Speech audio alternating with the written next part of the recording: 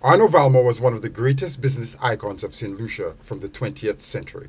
He dedicated his life to the empowerment of his fellow citizens.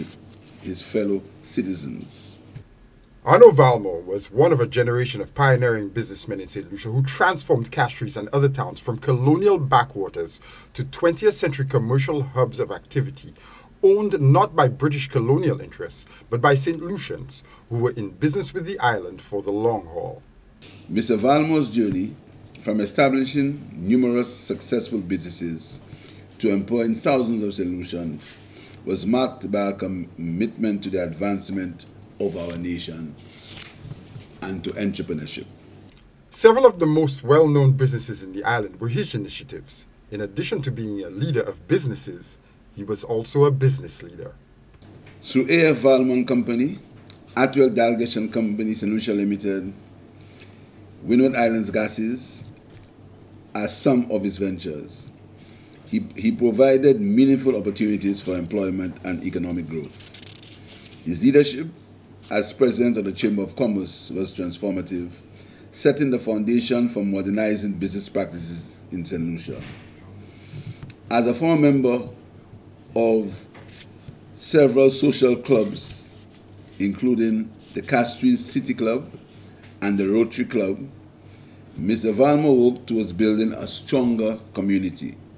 To say that Valmont was a pillar of the Saint Lucian business community, in hindsight, is an objective understatement. He was a center pole of the wider community, not just the economy. He was selfless.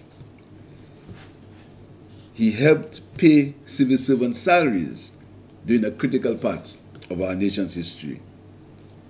And his charity was extended to schools, training programs, and soft loans to aspiring entrepreneurs when traditional banking systems were inaccessible.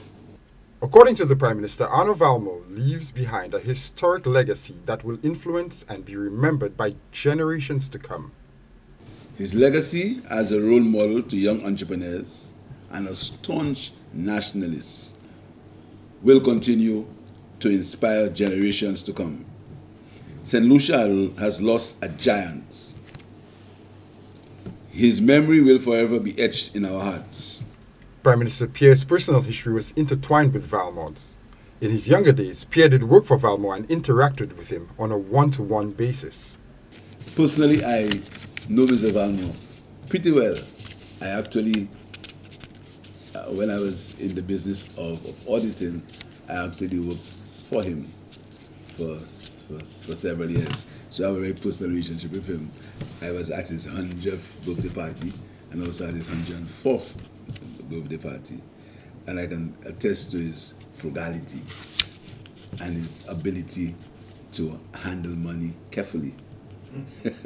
I can attest to that. Valmont's legacy is now bolstered by the words of a sitting Prime Minister who is aspiring to the same values of prudent fiscal management that guided the business icon.